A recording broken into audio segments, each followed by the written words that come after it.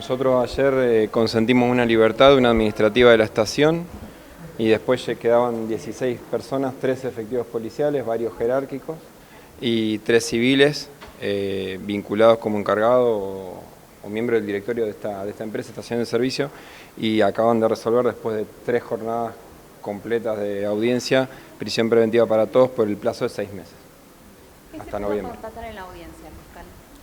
Bueno, ahí en la audiencia nosotros lo que llevamos es la imputación y contamos un poco las evidencias y bueno, nosotros teníamos enfrente 15 estudios jurídicos distintos, que obviamente cada uno iba oponiéndose con algunas coincidencias, pero nosotros pudimos demostrar de manera, obviamente con la probabilidad, ¿no? Pero con evidencia muy objetiva, maniobras de facturación, de sobrefacturación y también de cargas fantasmas, lisa y llanamente. Las 2 maniobras defraudatorias sí, un peculado y en definitiva que también constituye una defraudación al Estado. ¿Se pudo saber cómo se realizaban esas maniobras?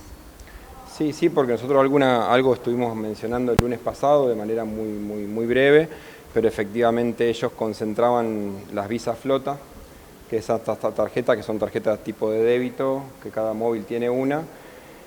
Esa concentración, que de alguna manera estaba justificada y estaba muy extendida en la práctica, se aprovechaba justamente para alterar lo que realmente se había cargado y sobrefacturar en alguna estimación que en los cálculos nosotros hacíamos, en las pruebas que teníamos nosotros, eran entre el 15 y el 20%, pero con la particularidad que en algunos vehículos que descubrimos, por ejemplo, que estaban dependiendo de logística, un vehículo que estaba a cargo del jefe del BOV, o sea que lo utilizaba de manera personal, lisa y llanamente facturaciones completamente fantasmas, o sea, sin ningún tipo de contraprestación, sin ninguna carga, y por ejemplo por un solo vehículo en un mes se defraudaba en 1 millón de pesos. O sea, un comisario hacía eso con su propio vehículo. Bueno, todo eso es lo que se llevó, pero también tenemos las personas de la estación preparando sobres, preparando dinero para distintos efectivos policiales, algunos los mencionan, incluso los describen físicamente, dicen a dónde corresponde o hablaban de ellos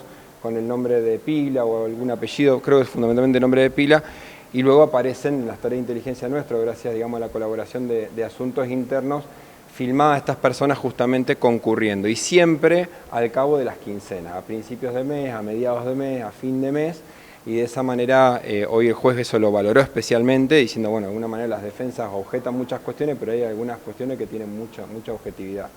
¿Cómo se hacía ese retorno? ¿Con pagos en efectivo, en sobres que les daban a los policías? Sí, justamente era una especie, nosotros no lo denominamos así en la audiencia, pero podríamos decir una especie de banda mixta, o sea, una organización entre civiles y policías, donde esa connivencia les permitía. ¿Quién facturaba? Factura la policía, los encargados de combustible. Hay jefes y también hay algunas personas de baja jerarquía, pero que tienen la responsabilidad del combustible, la responsabilidad directa, y que el manejo de las visas flota, como ha pasado con uno de ellos, encargado de moto y de BOV, que tenía directamente un postner que era de la empresa, de esta empresa, Tiferno, que explotaba la Puma ya de Oviedo Lago al 3900, y justamente una vez que yo debito y sobrefacturo o genero una facturación totalmente apócrifa, ¿qué hago? Le estoy acreditando en qué patrimonio, de la empresa, pero yo soy efectivo policial, entonces la teoría del caso nuestro, ¿qué consistía? En que después todos esos efectivos policiales que iban a cobrar una especie de dádiva a cambio de toda esa enorme facturación que se generaba. Para que ustedes se den una idea, solamente los móviles de comando, que no son todos los móviles obviamente del sur de Santa Fe o de la unidad regional 2, sino solamente los de comando, pero que son muchos, estaban facturando en esa estación de servicio 5 millones de pesos al día. Y es un número, pues estamos pensando en 150 millones de pesos al mes solamente en esa estación y solamente de comando, sin contar otros, pero había claramente un direccionamiento a esa estación. Y en la audiencia de ayer salió algo muy interesante, porque uno de los que está más versado en estas cuestiones de los imputados terminó, así en el transcurrir de su relato, diciendo que en definitiva otra estación, que es Estación de Bandera Nacional, o sea, YPF, que la carga era automática, la facturación era automática, era enseguida, entonces con más razón. ¿Por qué? ¿Qué razón había para ir justamente a esta Puma? ¿En mayor medida se pudo determinar el rol de cada uno, al menos de los 13 efectivos policiales? Nosotros hoy nos decían que era una información, era una investigación incompleta, y nosotros dijimos, sí, claro que una investigación incompleta en tanto en cuanto una investigación que está en proceso. Nosotros llegamos a hacer muchas tareas de inteligencia, como les digo, con intervención fundamentalmente de la colaboración de la Subsecretaría de Control y de Asuntos Internos. que se logró mantener en un hermetismo muy considerable, creo yo, y bueno, ahora vamos a tener que seguir continuando con muchas medidas todavía, pero ¿qué pasa? En los roles sí, porque tenemos la actividad de cada uno. Ahora, ¿puede haber personal más jerárquico que ellos involucrados? Sí. La particularidad de esta investigación, que ha quedado detenido en prisión preventiva, un comisario que ya estaba con categoría de subdirector, fíjense que hay muy pocos efectivos policiales que tengan una categoría tan alta, que estaba como secretario, como jefe de Secretaría Privada de la Unidad Regional 2, y que se involucraba, que se metía, podríamos decir, en toda la cuestión de combustible, que se ofrecía a presionar por partidas ampliatorias en Santa Fe, que llamaba y que creemos que recibía dádiva. Esa teoría del caso, esa probabilidad convenció justamente al juez, y si bien él no tenía un manejo directo del dinero, sin embargo, sí ha quedado involucrado fundamentalmente como una tarea de protección a toda esta organización, podríamos decirlo. No está imputada ninguna asociación ilícita, pero bueno, se va viendo una organización que se va perfilando cada vez más prístina. ¿Hay más policías involucrados?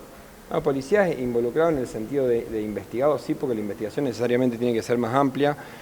Ustedes ya sabrán que nosotros en realidad llevamos a cabo 37 allanamientos el lunes pasado, y muchos de esos allanamientos eran, si bien con orden judicial, y a veces el fiscal puede hacer directamente en oficinas públicas, nosotros fuimos con orden judicial a 11, 12 oficinas de la Unidad Regional 2, algunas están dentro del predio, otras fuera, caballería, perros, entre muchas otras, garage, y evidentemente ahí también, ¿qué hicimos? Se secuestraron muchos dispositivos, telefonía celular y otros elementos de otros personales, de mucho personal jerárquico, y es materia de investigación, y obviamente es lógico que obviamente eso todavía no se puede tener, pero que puede surgir algo interesante, sí. ¿Cómo es la situación de la unidad regional número 2? ¿Y va a seguir intervenida durante la investigación? No, eso nos excede completamente. De hecho, nosotros no tenemos intervención en la decisión tampoco de intervenir.